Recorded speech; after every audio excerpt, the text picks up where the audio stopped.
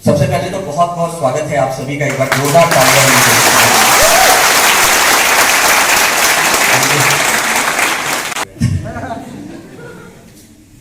कुंदन जी आपको एक प्रेजेंटेशन दिखा रहे हैं ना, इससे पहले राजकुमार जी आए होंगे, आपको बहुत सारे पैकेज के बारे में बताए होंगे, बहुत सारी चीजों के बारे में बताए होंगे कि आप ये लेकर इस बिजनेस में आ सकते हैं, आप ये लेकर इस बिजनेस को कर सकते हैं। और बाद में आकर कुंदन जी ने आपको आगे बताया होगा कि कैसे आप उस एक पैकेज को यहां से परचेज करके अपने जीवन के भीतर महीने का 8 लाख रुपए तक कमा सकते हैं। यस और नो? जितने लोग आज फर्स्ट टाइम आए हैं उनमें से कितने लोग हैं जिनको यकीन हुआ इस बात पे? जो फर्स्ट टाइम आए हैं उनमें से कितने लोगों को यकीन हुआ? देखो सर, मैं गिनती करता हूं, 1 2 3 4 5 6 7 15 16 17 18 19 20 21 22 23 24 25 26 27 28 आप जाते उसने 27 28 लोग हाथ उठाए हैं। अच्छा, मैं गिर रहा था तो देख रहा था एक दो लोगों को बगल वाले ने जबरदस्ती खड़ा करवाया था। समझिएगा, इस चीजों को समझने का प्रयास कीजिएगा कि जब हमने ये पूछा कि कितने लोग हैं जिन्होंने पहली बार आज इस प्रेजेंटेशन में अपने आप को आज यहाँ पर लाया है, तो बहुत सारे लोग थे जिन्होंने हाथ खड़े किए कि हाँ भाई मैं पहली बार आया हूं, आज मैं पहली बार सुन रहा हूं ये सब कुछ। लेकिन जब मैंने पूछा कितने को यकीन हो पाया तो 90% हाथ उठे ही नहीं दोबारा। 10% लोगों ने हाथ उठाया और उस 10% में भी 5% को जो जबरदस्ती उठवाया था लोगों ने, ठीक है, और बाकी 5% शायद अपने मन से उठाए होंगे। दो कारण हुआ होगा, या तो सच में उनको विश्वास हुआ होगा या फिर उनको लगा होगा कि यार इस लड़के को ताली वाली के बीच बुलाया है, ये कुछ पूछ रहा है तो इसकी इज्जत रख लो।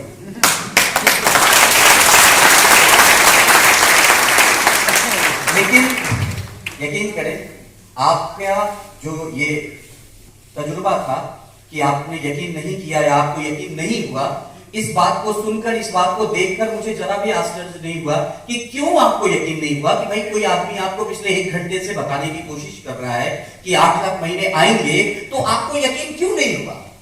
ये मुझे देखकर बिल्कुल आश्चर्य नहीं हुआ कि आप यकीन नहीं किए उतने के बावजूद भी। क्योंकि दोस्तों, हम जहां से आए हैं ना, हमें आज कोई ये बताएगा कि महीने का 8 लाख रुपया यहां से हम कमा सकते हैं, वरना पिछले 40 साल से 45 साल से 50 साल से हमको हर एक आदमी जो मिला उसने यही बताया कि किसी तरह भी दाल रोटी चल जाए जिंदगी में, वही बहुत बड़ी बात। यस और नो? सोचिएगा, हम जहां से निकल कर आए हैं, जिस तरह का एजुकेशन हमारा हुआ है, जिस तरह की हमारी रहन सहन हुई है, उस परिवार में, उस परिवेश में, उस समाज में हर आदमी जो मिला हमें आज तक, उसने यही बताया कि भाई किसी तरह जिंदगी कट जाए बहुत बड़ी बात है। यस और नो? और हम तो ऊपर वाले का रोज इस बात का लिए शुक्रिया अदा कर रहे हैं, रोज इस बात के लिए उसका थैंक यू कर रहे हैं कि हे भगवान बस किसी तरह जिंदगी कट जाए। यस और नो?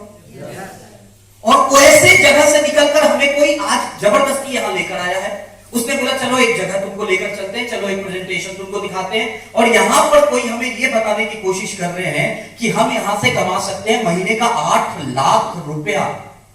आप सोचिए ना, 30 साल 40 साल 50 साल की जो बात हमारे अंदर है उस पर हमें ज्यादा यकीन होगा, या 1 घंटे पहले कोई हमें कुछ कहा है उस पर यकीन होगा?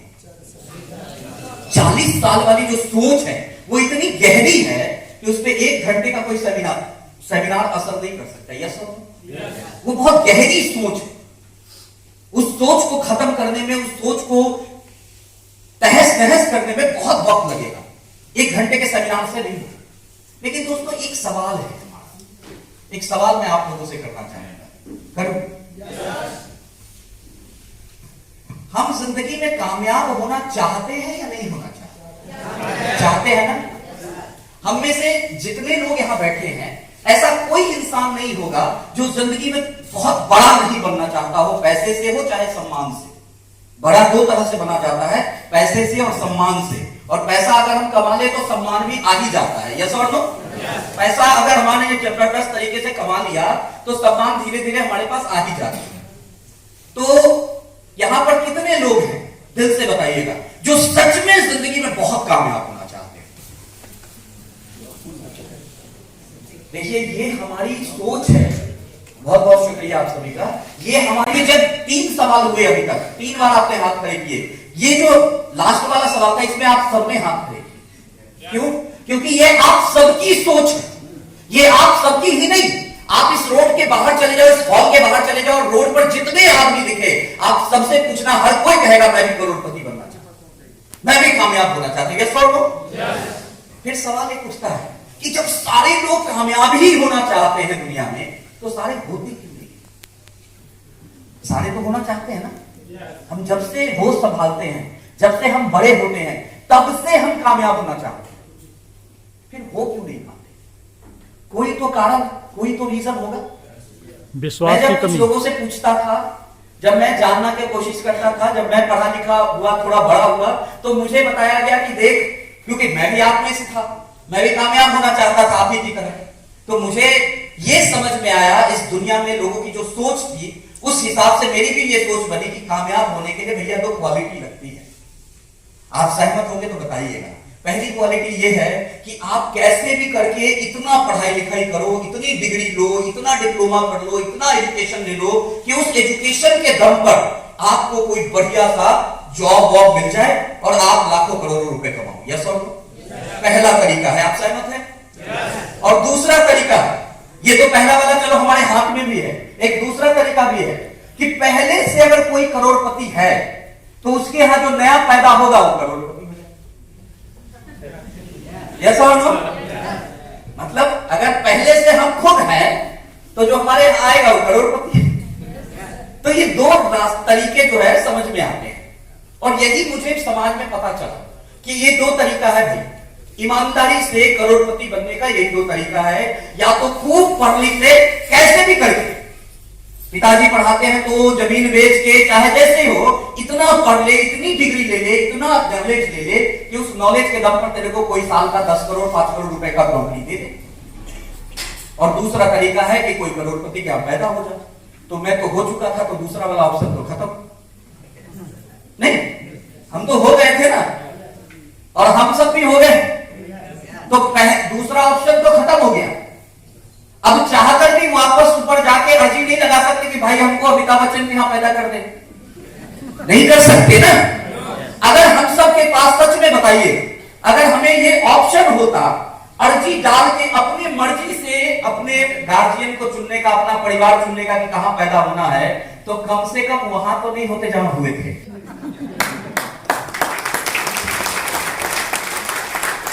हम भी जुगाड़ लगा के धीरू भाई अंबानी जी के यहां हो जाते कि किसी तरह वहां हो जाओ, तो 35,000 करोड़ का तो मालिक कोई नहीं है। दूसरा बचता है एजुकेशन।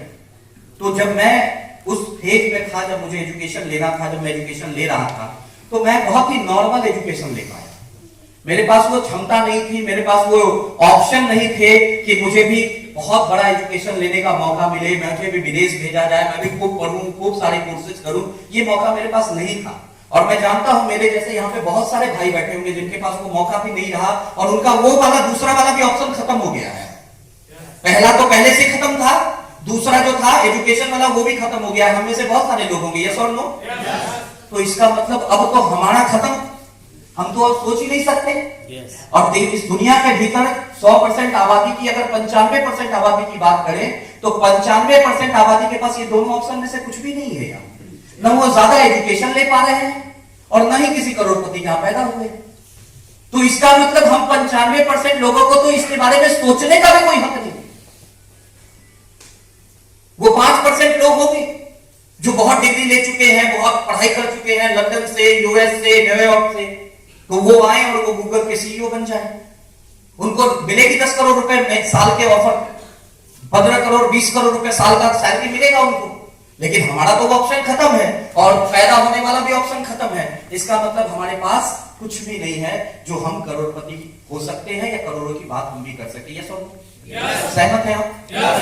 अब दूसरा सवाल है, क्या सच में यही दो क्वालिटी चाहिए क्या रियल में? नो। अच्छा, रियल ऐसा ही होता है क्या? सच्चाई यही है क्या?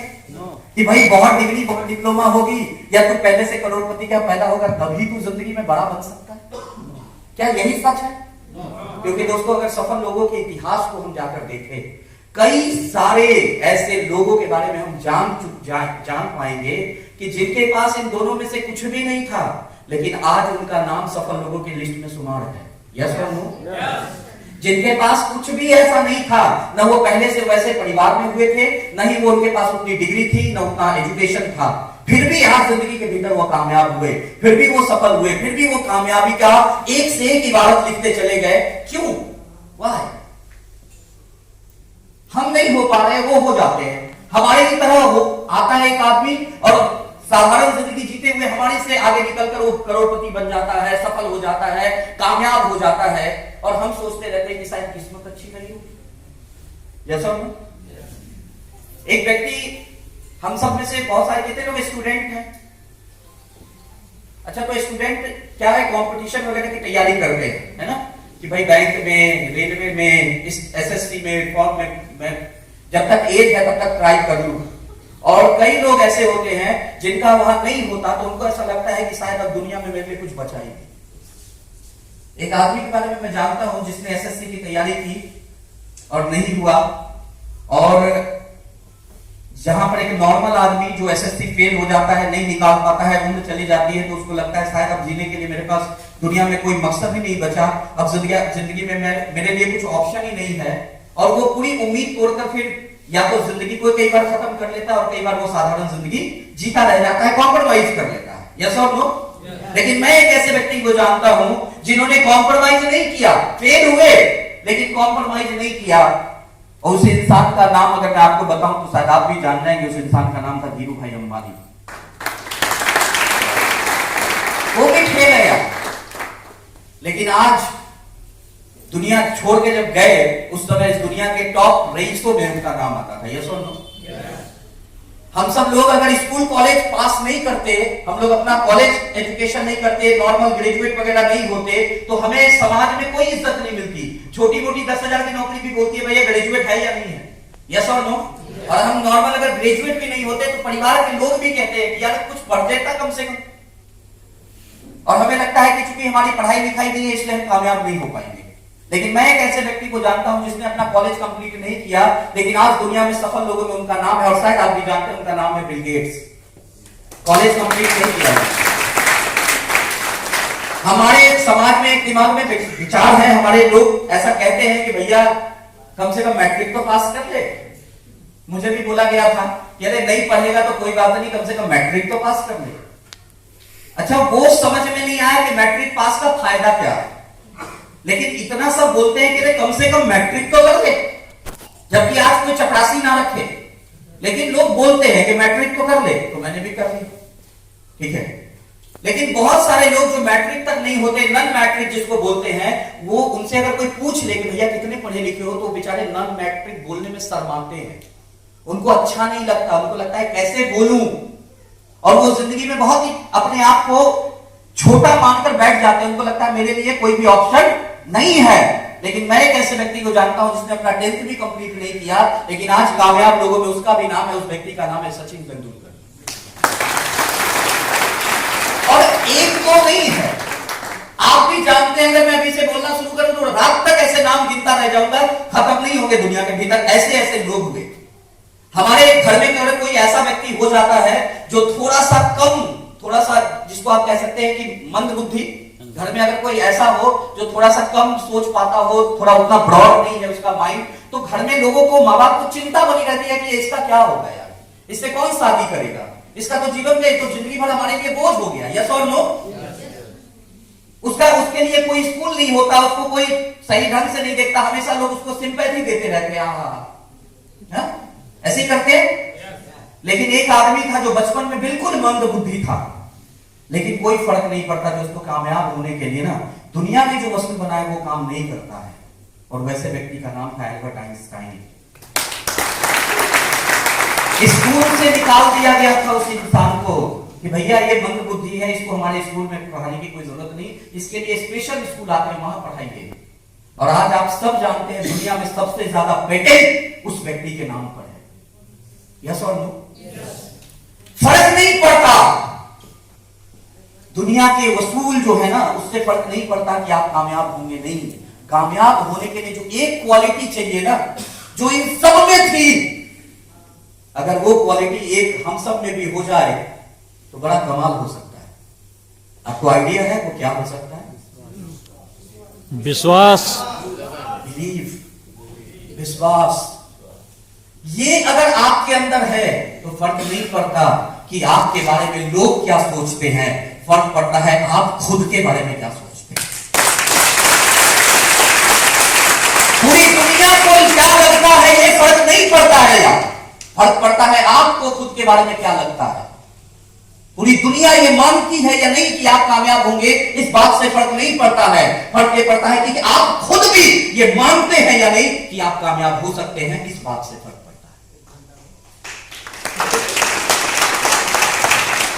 इस सारे लोगों के इतिहास में जब आप जाकर देखेंगे तो इन सारे लोग अलग अलग राज्य से हैं, अलग अलग स्टेट से हैं, अलग रंग रूप के हैं, अलग कद काठी के हैं, अलग बैकग्राउंड से हैं, लेकिन एक चीज इन सब में कॉमन है, ये सब इतना विश्वास करते थे खुद पे, अपने आप पे, अब इतना घमंड था, इतना विश्वास था, इतना सेल्फ कॉन्फिडेंस था इनको अपने आप पे कि इनके उसी वजह से आज इन्होंने सफलता की इबारत लिख रखी है, सिर्फ एक चीज विश्वास। अब सवाल उठता है कि क्या हम लोग विश्वास करते नहीं है क्या? हम लोग भी करते हैं। हम सब अगर विश्वास नहीं करें तो एक दिन जिंदगी की नहीं चल सकते अगर विश्वास नहीं करें। आप मुझे बताइए यहां पर कितने लोग हैं जो अपनी बाइक से आए हैं? ठीक है, थैंक यू। और कितने लोग हैं जो पब्लिक ट्रांसपोर्ट से आए हैं, टेम्पू, ऑटो, बस, कुछ भी ऐसा पब्लिक ट्रांसपोर्ट? सारे लोग, हाँ सब, वही मैं देख रहा हूं, बहुत सारे लोग हैं जो पब्लिक ट्रांसपोर्ट से आए। आप अमूमन कहीं जाने के लिए कोई ना कोई पब्लिक ट्रांसपोर्ट का यूज करते हैं, कहीं जाने के लिए ट्रेन का, बस का या लोकल में ऑटो का करते हैं, यस और नो? सबने कभी ना कभी बस में या ट्रेन में या ऑटो में या हवाई जहाज में सफर किया होगा, यस और नो? मैं आपसे एक बात पूछूं? आपने आज तक कभी भी किसी बस, किसी ऑटो, किसी टेम्पू, किसी हवाई जहाज में सफर करने से पहले क्या उस बस, ऑटो, टेम्पू वाले ड्राइवर जो साहब हैं उनके पास जाकर उनसे पूछा कि भैया तेरे को, मैं अपनी सफारी करने वाला हूं तेरे बस में, तो अपना ड्राइविंग लाइसेंस दिखा? क्योंकि जरूरी है ना कि चलाने आती है या नहीं, ये आपने मांगा? कितने लोगों ने मांगा है? किसी ने नहीं मांगा। अच्छा ठीक है, चलो ये भी ठीक है। आपने कभी जाकर किसी ट्रेन में सफर कर रहे हैं, किसी बस में, तो बस वाले ड्राइवर के पास जाके बुलाओ, पहले पूछ तुम दारू तो नहीं पिए हुए? ऐसा किया? क्यों? आप एक विश्वास के साथ सफर करते हैं, अपने आप को 25 रुपए 50 रुपए के टिकट में अपनी पूरी जिंदगी का विश्वास एक बस के ऊपर, एक ट्रेन के ऊपर डाल देते हैं, यस और नो? और इतना विश्वास होता है कि मैं ऐसे लोगों को जानता हूं जो अभी बस में बैठे हैं और बैठते ही घर फोन करते हैं, हाँ जी बैठ गया हूं, आधे घंटे में या 1 घंटे में पहुंच जाऊंगा खाना बना लेना। अच्छा पहुंच ही जाएंगे? ये बताओ, पहुंच ही जाएंगे? कोई गारंटी है? लेकिन विश्वास, अपने घर से ऑटो पकड़े होंगे अगर यहां आने के लिए ना, तो घर पे बैठे होंगे और अपने अपलाइन को या अपने दोस्त को यहां फोन कर दिया होगा, हाँ जी निकल गए हैं, बस मेरे लिए भी सीट रखना एक, यस और नो? निकले हैं सिर्फ अभी, पहुंचे नहीं हैं, लेकिन क्या विश्वास है कि बैठ गए हैं तो पहुंच जाएंगे, यस और नो? जबकि वो रोज अखबार पढ़ रहे हैं, लेकिन फिर भी उनको इस बात का बिलीव है कि ये सबके साथ हो सकता है, अपने साथ तो नहीं हो सकता, नहीं हो सकता, यस और नो? ऐसा छोटा छोटा विश्वास हम रोज करते हैं यार, हर दिन करते हैं। हम पढ़ाई कर रहे हैं बचपन से, 20 साल के हो गए, 21 साल के हो गए, 22 साल के हो गए, मैं और मेरे पूरे परिवार को विश्वास है कि हम नौकरी ले लेंगे, यस और नो? लेकिन क्या कोई गारंटी लगी है? हजारों लाखों लोग हैं जो नहीं ले पाते, यस और नो? हम किसी मंदिर के भीतर, मस्जिद के भीतर, गुरुद्वारे के भीतर जाते हैं, मत्था टेकते हैं और अपनी सारी परेशानी उस विश्वास के दम पर वहां रख देते हैं कि जहां हम अपनी परेशानी बता रहे हैं वहां हमारी परेशानी का निवारण होगा, यस और नो? कोई गारंटी लगी है? सिर्फ एक विश्वास है कि उस पत्थर में की मूर्ति में भगवान है।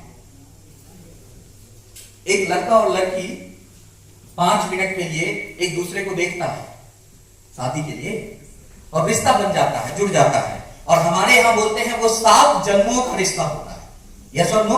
5 मिनट के लिए पापा ने बोला हाँ जी बेटा देख ले, तू भी बात कर ले, देख ले 5 मिनट, तू तेरी इसी से होगी शादी, देख ले, समझ ले तू भी जरा।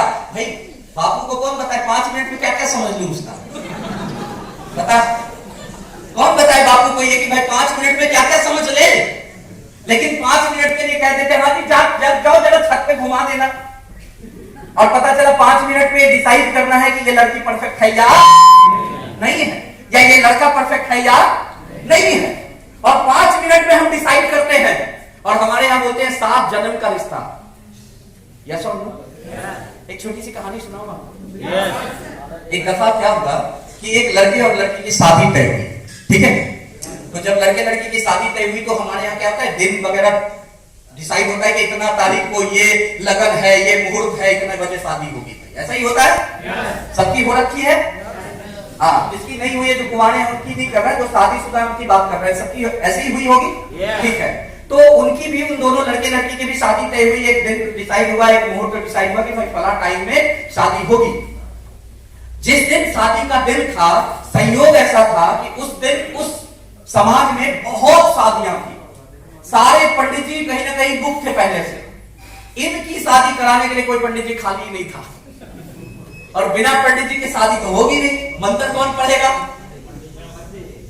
तो पूरे गांव के लोग चिंते, जितने भी बड़े बुजुर्ग थे गांव में, सारे चिंता में थे कि भाई अब शादी का तो दिन आ गया है, कैसे होगी शादी। सारे बड़े बुजुर्गों ने मिलकर एक उपाय लगाया।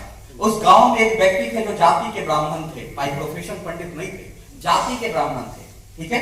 तो उनको बोला गया, उनके पास जाके सबने रिक्वेस्ट की कि देखो जी, आप ब्राह्मण तो हो, आप ही चल के अब कुछ करो, अब आप ही के हाथ में गांव की इज्जत है, अब आप ही कुछ मंत्र वंत्र पढ़ो और शादी कराओ बच्चों की, क्या कर सकते हैं।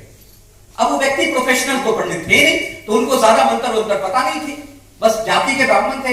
उन्होंने बोला चल कोई नहीं, अब गांव की इज्जत वाली बात है। वो चले आए और उन्होंने मंत्र, जिस जहां जहां का भी मंत्र उनको याद था, सारा वहीं पे उन्होंने डाल दिया। कहानी है, बुरा मत मानिए। तो सारे मंत्र वंत्र डाल के उन्होंने कहा कि हाँ जी, ये गांव वाले में जो समझदार थे सोच रहे थे भाई मंत्र तो गलती बोल रहे हैं, ठीक है, लेकिन हम बोले क्या। चला और इस सिलसिला चला और बाद में आई फेरे कराने की बात, तो बोला कि हाँ भाई करा लो, घूमो, सब दोनों मिलके घूम लो। 2-3 बार घुमाया, बोला हाँ जी शादी संपन्न। तो गांव के जितने भी बड़े बुजुर्ग थे ना, उनको बड़ा गुस्सा आ रहा था। एक तो मंत्र गलत कर ही रहे थे बहुत देर से, और जब 3 ही फेरे में बोला शादी संपन्न तो गुस्सा आ गया। बोला यार बे, कम से कम फेरे तो 7 करा दे, कम से कम कुछ नहीं करा सकता तो 7 फेरे तो करा दे। तो उस भाई साहब ने पूरे गांव के लोगों को एक बात बताई। बोला देखो जी, ऐसा है, इस लड़की को अगर तुम्हारे यहाँ ठहरना होगा ना तो 3 ही फेरे में ठहर जाएगी, और नहीं ठहरना होगा ना तो 300 बार घुमा ले फिर भी भाग जाए।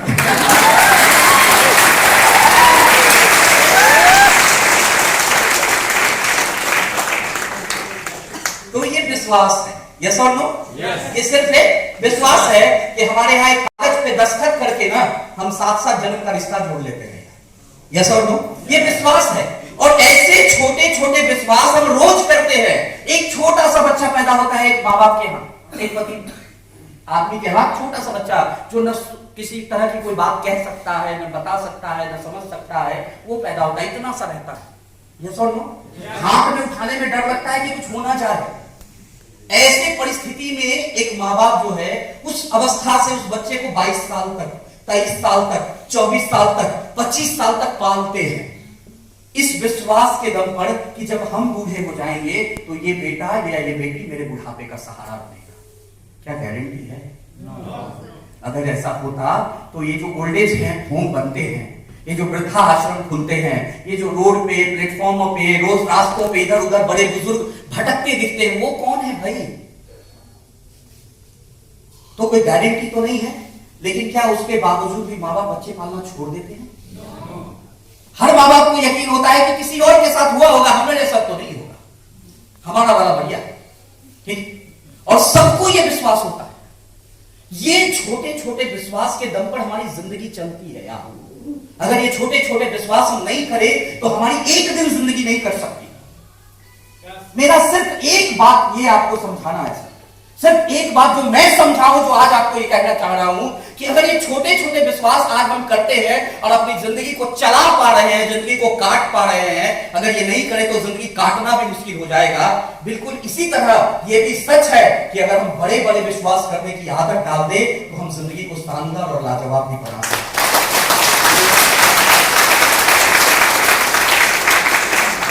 कैसी बनेगी ये हमारे ऊपर डिपेंड करता है, हमारे विश्वास के ऊपर डिपेंड करता है कि हम कितना विश्वास करते हैं। इस पर डिपेंड करता है हमारी जिंदगी। आज से 6 साल पहले दोस्तों इस बिजनेस प्लेटफॉर्म की जानकारी मुझे मिली थी।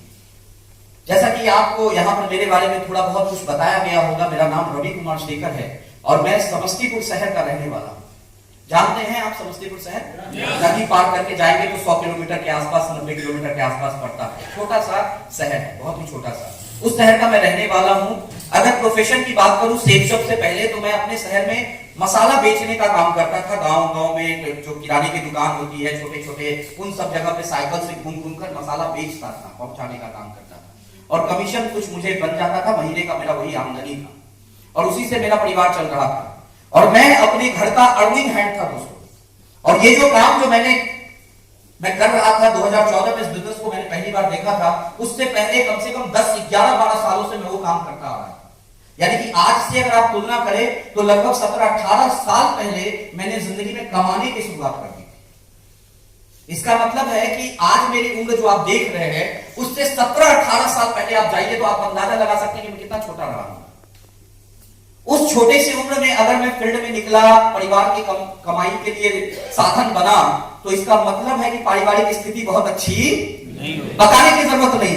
पारिवारिक स्थिति बहुत अच्छी नहीं रही, इतना तो समझ में यहां बैठे हर एक किसी को आ सकता है कि अगर एक 13 साल 14 साल का बच्चा निकला है मार्केट में काम करने तो शौक से नहीं निकला होगा।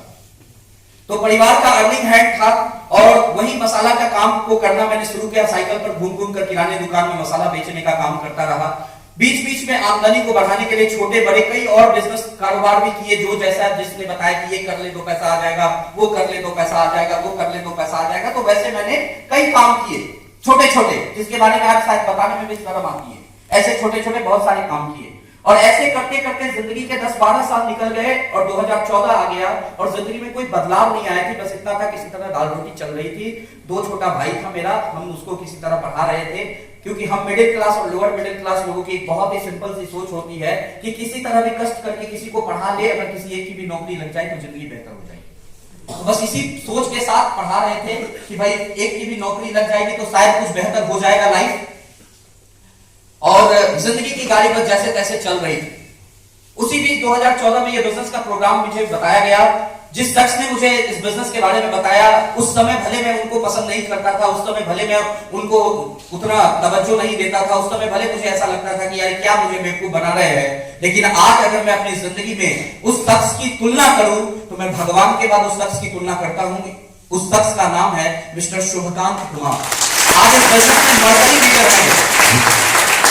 आज इस बिजनेस के भीतर मरकरी है। मरकरी का मतलब होता है कि आज 1.5-2 लाख की नेटवर्क है उनके पास, इतना बड़ा टीम है। लेकिन जिस समय वो मुझे बता रहे थे उस समय वो भी बिल्कुल साधारण से एक एमआर थे, मेरे घर के पड़ोस में रहते थे, एमआर थे और एमआर रहते हुए उनसे मेरी जान पहचान थी। तो उन्होंने इस बिजनेस को मुझे बताया और जब उन्होंने मुझे बताया तो मुझे भी कागज कलम पे, मुझे ऐसे सेमिनार नहीं दिखाया, कागज कलम पे मुझे वो गोला खींच कर बताया और ये बताया, समझाया 45 मिनट में कि आप कमा सकते हो रवि जी महीने का 8 लाख रुपया, हफ्ते का 2 लाख रुपया। और ये जो 2 लाख 8 लाख रुपया और साल के 1 करोड़ रुपया, ये वो अमाउंट था जिसके बारे में मैं श्योर था कि ये अपने को नहीं आ सकता है। एक नॉर्मल लोअर मिडिल क्लास आदमी कभी सपने में सोचता है कि वो साल का 1 करोड़ रुपया कमाए? कभी नहीं सोचता। वो तो एक ही बात जानता है कि यार साल के 8 लाख भी आ जाए ना तो बहुत बड़ी बात होगी, महीने का 8 लाख तो जानी हो। और मैं वो इंसान था जो 2-2 हजार रुपए के लिए मेहनत कर रहा था और वहां पे मुझे समझाया जा रहा था 2 लाख रुपया महीना सप्ताह, वो समझ में नहीं आया।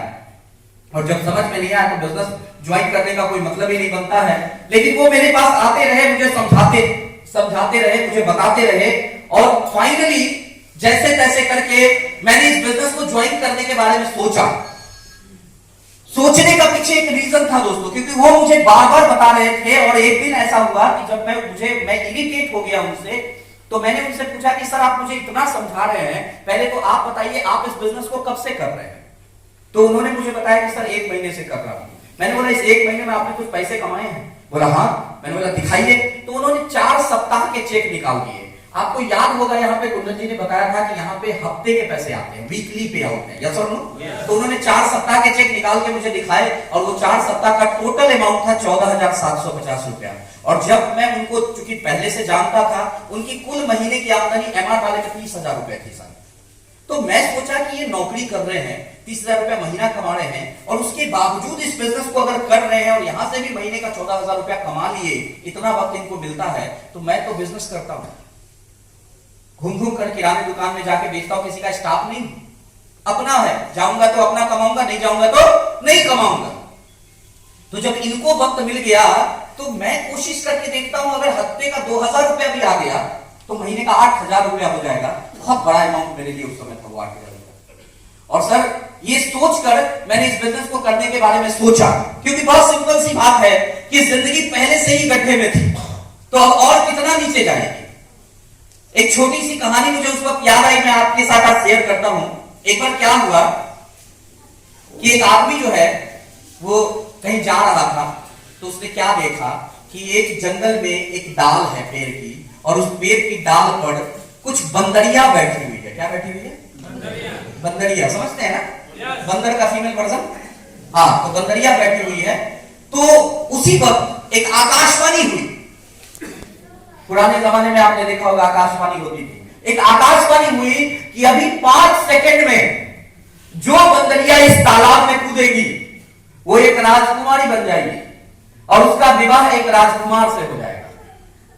अब सारे जो बंदरिया वहां डाल पे बैठी थी, जैसे ही आकाशवाणी हुई सब हंसने लगी, सब मजाक उड़ाने लगी। बोला देखो ना, भगवान भी मजाक के मूड में है। ये क्या मजाक कर रहे हैं, पागल है। मैं हम दिन भर में 50 बार इसमें छलांग लगाते हैं, हमें नहीं मालूम इस तालाब में कुछ नहीं होता। सारे बात बना रहे हैं, सारे मजाक बना रहे हैं, सारे हंस रहे हैं, सारे इधर उधर की बातें कर रहे हैं, लेकिन पता नहीं अचानक कैसे एक बंदरिया जो है कूद गई। और जब कूदी और कूद के जब तालाब से बाहर आई तो सच में एक राजकुमारी बन चुकी थी। और वो जो यात्री था वो एक राजकुमार था। उसने उस खूबसूरत राजकुमारी को जब देखा तो उसको लगा कि यार ये तो बहुत खूबसूरत है। तो उसने शादी का प्रपोजल रखा और वो तैयार हो गई, और दोनों हंसी खुशी अपने राजमहल जाने लगे। तो रास्ते में जो राजकुमार था जिसने सारा नजारा देखा था, उसने राजकुमारी से पूछा कि यार एक बात बताओ, बैठी तो बहुत सारी बंदरिया थी, तुम ही क्यों कूदी? ऐसा क्या आया तुम्हारे दिमाग में जो तुम कूद गए? तो उसने सिंपल सा एक जवाब दिया, जानना चाहते हैं? उसने बोला कि देखो मेरे दिमाग में आया, भविष्यवाणी हुई कि क्या बन जाओगी? राजकुमारी। ये नहीं बोला गया कि कुत्ता, सुअर, बंदर, भालू ये बन जाओगे, बोला गया राजकुमारी बन जाओगे। तो मैंने सोचा कूद के देख लेते हैं, बने तो बने, नहीं तो बंदरिया तो है। खंडा भी वही था, पहले से जिंदगी गड्ढे में थी। 10-12 हजार रुपए में घर चल रहा नहीं था, साइकिल पर थे, साधारण दिन भर झोला टांग के घूमते रहते थे, हॉकरिंग करते रहते थे, किराए का मकान था, कुछ भी ऐसा नहीं था जिसके बर्बाद होने का डर होता। और यहां पर क्या बताया जा रहा था? 1 करोड़ साल का, महीने का 8 लाख, सप्ताह के 2 लाख, छोटी मोटी बात नहीं हो रही थी। मैंने भी सोचा करके देख लेते हैं, हुआ तो हुआ, नहीं तो जिंदगी तो ऐसे भी जहन्नुम में समा। लेकिन जब इस बिजनेस के प्लान को लेकर मैं किसी के पास जाता था तो लोग बोलते थे, अच्छा तू भी फंस गया, अच्छा मेंबर बनाता है मेंबर, ओ अब तू करोड़पति बनेगा, शकल देखा है। ऐसी बातें हुई। स्वाभाविक सी बात है कि जब आप कुछ अलग करने निकलोगे तो लोग विरोध करेंगे। राइट ब्रदर्स का किया, जब वो हवाई जहाज बनाने के बारे में सोचे, जब उन्होंने बोला हम लोहे को हवा में उड़ाएंगे, लोगों ने विरोध किया, यस और नो? थॉमस एल्वा एडिसन ने कहा कि जब हम अंधकार को दूर करेंगे और बल्ब बनाएंगे तो लोगों ने कहा पागल हो गया है। जब ग्राहम बेल ने कहा कि हम कोई ऐसा मशीन बनाएंगे जिससे लाखों किलोमीटर दूर भी आदमी बात कर सकेगा, जिसको लोग फोन बोलेंगे, तो लोगों ने कहा पागल है, कहां से इसको जेल में डालो, बस बेवकूफ बना रहा लोगों। जब भी लोगों ने कुछ अलग के बारे में सोचा है, कुछ अलग करने का सोचा है, तो लोगों ने विरोध किया। मेरा भी हुआ, लोगों ने मजाक उड़ाया, लोगों ने बातें बनाई, लोगों ने कहा जिंदगी बर्बाद हो जाएगी, बेवकूफ है तू, जो कर रहा था वही किया कर, जितनी औकात हो उतनी पैर पसारने चाहिए, जीवन सादा, जीवन उच्च विचार, तो ऐसे वैसे 50 तरीके से उन्होंने वो कोशिश की कि मैं वो ना करूं जो मैंने सोचा है। बहुत कोशिश की, लेकिन मेरा तो फंडा क्लियर था कि जिंदगी बदलनी थी, और जो मैं कर रहा था उसको मैं 10 साल से करके देख चुका था, जिंदगी नहीं बदली, और मैं श्योर था कि अगले 10 साल बाद भी नहीं बदली, क्योंकि 10 साल में बदलनी होती तो थोड़ी तो बदलती। तो मैं श्योर था कि जैसी है वैसी ही रह जाएगी। और यहां से मुझे दिख रहा था कि अगर ऐसा होता है जैसा बताया जा रहा है तो जिंदगी मेरी नहीं बदलेगी, मेरे बाद मेरे पीढ़ियों की बदल जाएगी। बस यही सोचकर लोगों की बातों की परवाह किए बिना मैं करता चला गया। लोग कहते थे 2 नहीं आएंगे, 4 नहीं आएंगे, 1000 का चेक बन जाए तो मूंछ मुड़वा दूंगा, 1000 रुपए कमा लेगा तो बता देना, ये होगा वो होगा, बहुत सारी बातें हुई सर। लेकिन मैं आज आपको बताना चाहता हूं 2 भी आए, 4 भी आए, 10, 15, 20, 50 भी आए। आज मैं 1-2 की गिनती ही नहीं करता, क्योंकि आज हजारों में बात होती है। करीब डेट में अगर मैं अपनी टीम की साइज करूं तो लगभग 50,000 लोगों ने कहा था 1 रुपया 1000 आ जाए तो बताना। आज मैं बड़े गर्व से बता सकता हूं कि जितना मैं पहले महीने का कमाता था उससे ज्यादा आज मैं रोज का कमाता हूं, और उससे ज्यादा तो मैं गवर्नमेंट को टैक्स दे देता हूं। लोगों ने कहा कि जो ऐसा है वैसे से भी स्थिति बिगड़ जाएगी, जो है वो भी बर्बाद हो जाएगा। मैं यही सोच रहा था मेरे पास है ही क्या जो बर्बाद हो। कुछ होना भी तो चाहिए बर्बाद होने के लिए। एक बार एक आदमी जो है ना अपने दुखों से अपने परेशानियों से परेशान एक पंडित जी के पास गया हाथ दिखाने। वो पामिस्ट नहीं होते, पामिस्ट के पास गया, बोला पंडित जी हाथ देखो और बताओ ये मेरे दुख कब दूर होंगे। तो पंडित जी देखे, बोले अच्छा ये राम मंगल बुद्ध जो भी है, और क्या बोला अच्छा देख ऐसा कर तूने एक जग है वो जग करा ले तेरा दुख दूर हो जाएगा। बोला अच्छा तो कर दो। बोला नहीं बेटा उसके लिए 11,000 रुपए लगेंगे। बोला पंडित जी लेकिन 11,000 रुपए तो है ही नहीं। अब पंडित जी ने सोचा कि कुछ तो लूं, तो पंडित जी ने बोला कोई नहीं तू शरीफ बच्चा है 5,000 एक दे देना मैं तेरे लिए करा दूंगा। अब वो बोला कि पंडित जी 5,000 एक भी नहीं है। तो पंडित जी ने सोचा कि ऐसे कैसे जाने दे, बोलने वाली बात है। तो पंडित जी ने बोला कोई नहीं तू 1101 दे देना। वो बेचारा उठ के जाने लगा। बोला बे क्या हुआ, रुको क्या हुआ, कहां जा रहे हो। बोला पंडित जी 1101 भी नहीं है क्या बोलूं। बोला पंडित जी ने बोला एक बड़ा ठीक है मानेगा।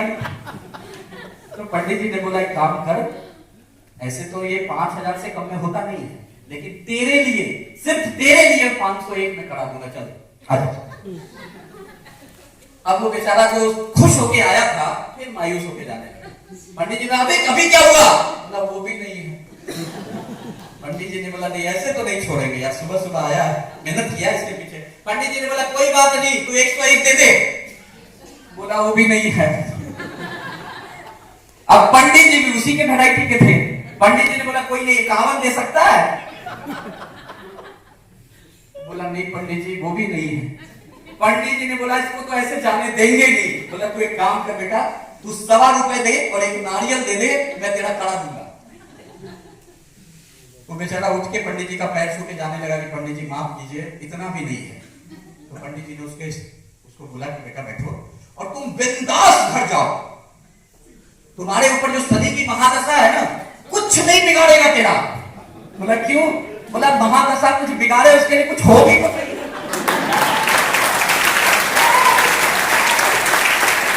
तो बिंदास कर दे, कुछ नहीं तेरा शनि कुछ नहीं कर सकता। शनि खुद भी आएगा तो तेरा कुछ नहीं करेगा। क्यों। बोला शनि लेके क्या जाएगा, 1.25 रुपए भी नहीं है। बात समझ में आ रही है। तो लोग मुझे कहते थे बर्बाद हो जाएगा। मैं मन में सोचूं क्या बर्बाद होऊंगा, तना है ही कुछ नहीं। लेकिन दोस्तों बर्बाद तो नहीं हुआ, लेकिन हाँ इस बिजनेस ने आबाद जरूर कर दिया। आज किराए के मकान में रहता था सर, जिंदगी निकल गई, पैदाइश से लेकर उतने बड़े हो गए किराए के मकान में, और दूर दूर तक नहीं दिखाई पड़ता था कि एक मकान मेरा कभी होगा। आज 2 मकान ऑलरेडी हैं और तीसरे की प्लानिंग चल रही है। और जो मकान है इन 6 सालों में मैं आपको बता दूं शायद इतना करने के लिए मुझे 60 साल भी कम पड़ते। पहला जो मकान है उसकी कुल कीमत 1 करोड़, दूसरा जो मकान है उसकी कुल कीमत पार्किंग वार्किंग लेके लगभग 60 लाख, और तीसरा जो मकान बन रहा है सर, जिस प्लॉट पे बन रहा है, खाली वो प्लॉट की कीमत 60 लाख रुपया है सर।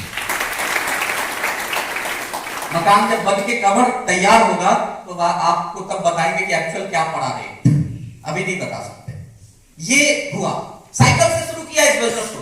पहली गाड़ी खरीदी 15 महीने के बाद 9.25 लाख रुपए की हुंडई की टॉप मॉडल i20 कार। जब मैंने वो कार खरीदी थी तो मेरे परिवार में किसी को यकीन नहीं हुआ कि कार मेरी हो सकती है, लेकिन इस बिजनेस ने दूसरी कार खरीदने का मालिक बनाया। वरना मैं तो ऐसे आदमी को जानता हूं, एक कार खरीदता है और पोच के 40 साल गुजार देता है, लेकिन 6 ही साल में दूसरी कार खरीदी और अभी तक कार में जिस गाड़ी से चलता हुआ है 19 लाख रुपए की क्रेटा जो बाहर खड़ी है। इस बिजनेस ने बहुत कुछ दिया, नीचे से ऊपर तक। इस बिजनेस जो भी आज मेरे पास है वो इस बिजनेस की देन है। इस बिजनेस की वजह से जहां पे मैं सोचता था कि 2 रुपए मेरे पास आ जाए, 2000 रुपए मेरे पास आ जाए, 4000 रुपए मेरे पास आ जाए, बहुत कुछ होगा। आज अगर मैं बात करूं, छोटी सी बात करूं, तो साहब फिलहाल जो घड़ी हाथ में बांध रखी है उस घड़ी की कुल कीमत 3,13,400 रुपए है।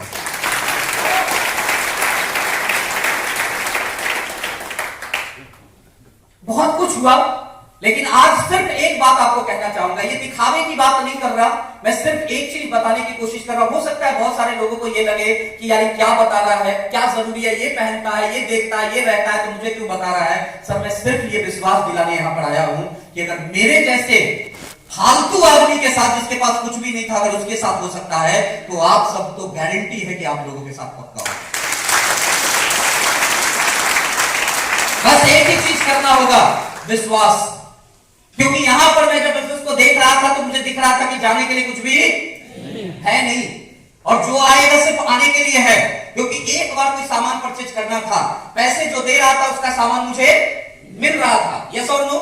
पैसा जो दे रहा था उसका सामान मुझे मिल रहा था। अगर मैं आगे कुछ नहीं कर पाया तो मेरा क्या लॉस था? कोई लॉस था? मेरा दिमाग बहुत क्लियर चल रहा था कि अगर मैं कुछ नहीं कर पाया तो मेरा क्या लॉस था? कुछ नहीं। लेकिन अगर मैं कर गया तो इतनी गारंटी थी कि मेरे बाद अब मेरे परिवार में किसी को कमाने की जरूरत नहीं पड़ेगी। बस इन्हीं सारी बातों के साथ मैंने इस बिजनेस को शुरू कर दिया और धीरे धीरे आज 6 साल हुए हैं दोस्तों। 6 साल बाद यहां पहुंचा हूं। अभी तो देखा जाए तो इस बिजनेस में बस चलना सीखा है। अभी तो बिजनेस को सीख के 6 साल ही मात्र गुजारे हैं। 6 साल में ये अचीवमेंट है। मैं उस दिन आपके बाद दोबारा फिर आऊंगा जब इस बिजनेस को करते हुए 10 साल हो जाएंगे। आप उस समय देखेंगे कि उस समय मेरी गाड़ी क्या होगी, उस समय मेरा जीवन क्या होगा और उस समय मेरी परिस्थिति क्या होगी। वो और बदल चुका होगा और चेंज हो चुका होगा। जैसे जैसे ये वक्त बीतेगा, आज 50,000 का नेटवर्क है, ये नेटवर्क यही रुकेगा? आज सबसे बड़ी, अगर मैं आपसे एक बार बात करूं कि मुझे इस जिंदगी में इस बिजनेस से क्या पाया है, अगर सिर्फ एक लाइन में मुझे बताना हो कि क्या पाया है, तो मैं आज आपको बताऊं कि मैंने सुरक्षा पाई है। सबसे बड़ी सिक्योरिटी पाई है कि हम सब लोग दुनिया के भीतर आते हैं, आने को कहते हैं डेट ऑफ बर्थ। हम सबको मालूम है अपना डेट ऑफ बर्थ, यस और नो? मुझे भी पता है, लेकिन क्या हमें अपना डेट ऑफ डेथ पता है? नहीं। हम अपने परिवार से बहुत प्यार करते हैं, हम अपने परिवार का बहुत केयर करते हैं, हम अपने परिवार का बहुत ख्याल रखना चाहते हैं, हम अपने परिवार को सारी खुशियां देना चाहते हैं, उसके लिए रात दिन मेहनत करने को तैयार हैं। लेकिन एक बार में ये नहीं सोचते हैं कि हम हैं तो वो सारी खुशियां हैं, लेकिन अगर हम नहीं तो कुछ भी नहीं। हो सकता है हमारे परिवार को, जिसको हम रोड पर निकलने नहीं देना चाह रहे हैं, उस परिवार को रोड पे हाथ पसारना पड़ जाएगा। लेकिन इस बिजनेस ने मुझे सबसे ज्यादा कुछ अगर दिया है तो वो यही दिया है कि जिस परिवार से मैं सबसे ज्यादा मोहब्बत करता था, सबसे ज्यादा प्यार करता था, उसकी इसी बात की चिंता रहती थी कि मैं अर्निंग हैंड हूं, अगर मुझे कुछ हो गया तो क्या होगा। आज उस सुरक्षा को मैं जीता हूं, क्योंकि आज इस बिजनेस में 50,000 का नेटवर्क है, लाखों रुपए महीने का आते हैं। मैं आपसे जानना चाहता हूं, अगर मैं नहीं रहूंगा तो क्या पैसे आने बंद हो जाएंगे? क्या मैं नहीं आता तो ये सेमिनार नहीं होता? होता ना? और लोग आते जुड़ते, लगातार हजारों लोग जुड़ रहे हैं, तो पैसे आने बंद होगी कभी? यानी कि आज मैं रहूं या ना रहूं, मेरी कमी मेरे परिवार को खल सकती है, लेकिन पैसों की कभी कभी सेफ शॉप होने नहीं देती। ये जो सिक्योरिटी मैंने पाई है, ये जो सुरक्षा मैंने पाई है, मैं इसको अपनी सबसे बड़ी दौलत मानता हूं, सबसे बड़ी दौलत। और मैं आप सबको ये बताना चाहता हूं, जितने भी यार मेरे भाई बहन यहां पर आए हैं, मैं उन सभी को एक ही बात कहना चाहता हूं कि दोस्तों, हजारों बार हम शॉपिंग करते हैं। जब से पैदा हुए तब से आज तक हम कुछ ना कुछ खरीदारी करते आ रहे हैं, तब से कुछ ना कुछ हम बेचते आ रहे हैं, लेकिन जिंदगी में कभी भी किसी चीज को खरीदने से हमारी जिंदगी नहीं बदली है, कभी नहीं बदली। हम आज के बाद भी खरीदना जारी रखेंगे, यस और नो? हमारी जिंदगी कभी नहीं बदलेगी। कभी हम साइकिल खरीदते हैं, कभी कपड़े, कभी बर्तन, कभी खाने का सामान, कभी कुछ कभी कुछ कभी कुछ, जिंदगी कभी नहीं बदलती। मैं आपको ये बात कहता हूं कि अगर विश्वास के साथ आप सब हमारे सेफ शॉप बिजनेस के भीतर आते हैं और कुछ भी एक जो आपको अपनी जरूरत का लगता है, जिसमें आपको पैसा इन्वेस्ट इन्वेस्ट करना ठीक ठाक लगता है, उसमें पैसा इन्वेस्ट करके अपना 2 से 3 साल हम सब लोगों को दीजिए और हमारे साथ काम कीजिए। जिंदगी में वो होगा जिसका सपना आप बैठे बैठे आप देख लीजिए। क्या आप तैयार हैं? हमेशा एक बात याद रखिएगा दोस्तों, आपका फ्यूचर आपके डिसीजन पर डिपेंड करता है। आज आप प्रेजेंट में जो डिसीजन लेते हैं उसी से आपका फ्यूचर बदलता है। आप सोच के देखिएगा, 6 साल पहले जब मेरे पास ये अपॉर्चुनिटी आई, मैंने गलती से भी सर एक बार कुंडी ऐसे कर दी होती, क्या आज भी मसाला बेच रहा होता। मैं धन्यवाद देता हूं उस ऊपर वाले का कि उसने मेरी कुंडी को ऐसे करवाया और आज जिंदगी बदल। तो आप सभी को भी मैं न्योता देता हूं सर, आप सभी को भी मैं इस बात की अपॉर्चुनिटी देता हूं कि आप भी आए और हमारे साथ इस बिजनेस की जबरदस्त अपॉर्चुनिटी की शुरुआत करें। मैं आपको भरोसा कर सकता हूं, विश्वास दिला सकता हूं कि आज आपको जिसने यहां पर लाया है वो दिल से आपका भला चाहता है सर। इस मतलबी दुनिया में इतना तो आप खुश हो जाइए कि कम से कम कोई एक है जो जिंदगी में आपको करोड़पति बनते देखना चाहता है। आप सभी का बहुत बहुत शुक्रिया, आज आप यहाँ आए, आपने अपना कीमती वक्त दिया। आज का ये सेमिनार मैं हम सब अपने दोस्तों के बिहाफ से मैं यहाँ पे क्लोज करता हूँ और आप सभी को आने वाले फ्यूचर की बहुत सारी शुभकामनाएं देता हूँ कि आप इसी तरह जिंदगी में लगातार आगे बढ़े और एक दिन कामयाबी का इतिहास रच के अपने परिवार का नाम रोशन करें। Thank you very much, wish you all the best and good success.